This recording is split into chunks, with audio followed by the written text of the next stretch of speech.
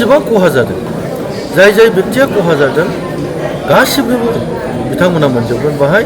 जोङो रावखौबो ओरै होनना जों बासियाखै बयनिबो खहा जादों जिहेतु जों सरकार बिटिसिआव रायजो राजानि सरकार जोंनि मानगोनां हाग्रामा साराव गासिबोबो बाहाय खुनु पार्टि बेसिसबो फैनो मोना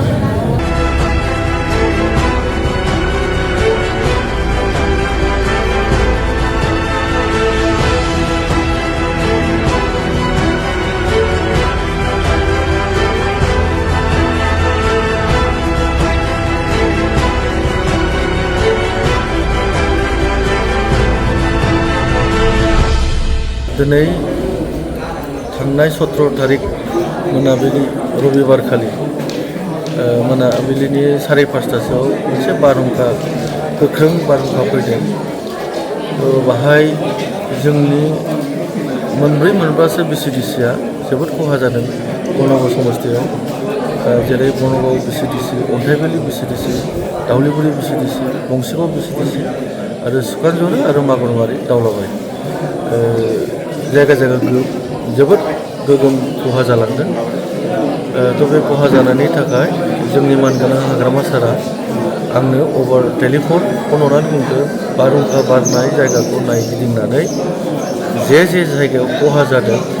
बे जायगानि बा बे मानसिफोरनो इमिडियेट जोंनि सरकारनिफ्राय बिटिसिनिफ्राय थिं माइरं थाव बा दालि बेखौ इमिडियेट बेबस्था खालामना होनांगौ होननानै जोंनि मानगोनां हाग्रामा सारा निर्देश हरदों आङो आरो लोगो आङो जोंनि टिमखौ लानानै बेरायदों जोंनि बावखुंग्रिनि एमएलएबो दंफायोमोन आरो जोंनि दतमा समस्ति 2 नम्बर दतमा समस्तिनि मानगोनां एमएलएआबो दंमोन बलबीराम नार्जारि साराबो आंनो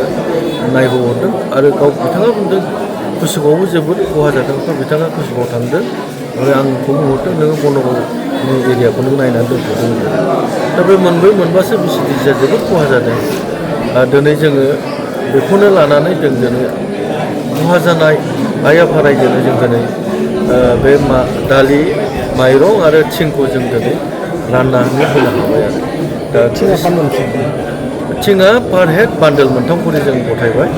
आरो माइरङा बिदिनो 15 केजि ना 20 केजि होन्दों आङो एक्जेक्टलि फिगारखौ मिथियाखै दा लिरनानै दं बबेबा गावसोर लिरदों भिडिअआ बेसेबां लिरदों बे अनुपातै मोनदों बेनोसै आरो आं खावलायनो लुगैदों जिहेथु प्रत्येक गामियावनो गोबांथार बिफां खहा जाबाय गोबां खान्थाल थाइजौ गय गोनांथार जोंनि जिहेथु जोंनि जिबनजों सोलिग्रा बिफां बेफोरो दा आं बयखौबो खावलायदों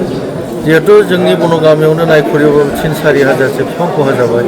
आङो खावलायदों जिहेतु बिफाङा जोंनि थाखाय अति प्रयोजन जिहेतु बिफां बोथोराबो बिफां गायनायनि बोथोर आं बयखौबो खावलायदों मोनसे न'खराव 50 दाल खरि बिफां गायनानै लाफिननाया अति प्रयोजन आरो जिखुनु न' सगाव मा बिफाङा दरखार जेरै थाइजौ खान्थाल लिसु बा गय बेफोरखौ आं बयखौबो खावलायदों गायफिनना लानो आरो बिफां गिदिरफोरखौ गामिनि रायजो राजाफ्रा जाहाथे लामानि सखफ्राव गायफिननानै लायो जाहाथे जिहेतु बन गामियाव 3-4 हाजारसो बिफां खहा जाबायब्ला आरो बिनिफ्राय बांसिन बिफां गायनानै 4-5 हाजारसो बिफां जों गायफिननांगौ आं बेखौ खावलायदों आरो फुलिखौबो सरकारनिफ्राय राननाय जागोन बेखौ जोङो फरेस्ट डिपार्टमेन्टजों जिहेतु दङ जोंहा डिपार्टमेन्ट जों रायज्लायगासिनो दङ बिथांमोननिफ्राय जों रायज्लायनानै निस्सय फरेस्ट डिपार्टमेन्ट थ्रुयै बा ससियेल फरेस्टनि थ्रुयै जों बेखौ बिथोन खालामगोन दा डिपार्टमेन्टखौ जों अर्डार होगोन जाहाथे बिथांमोना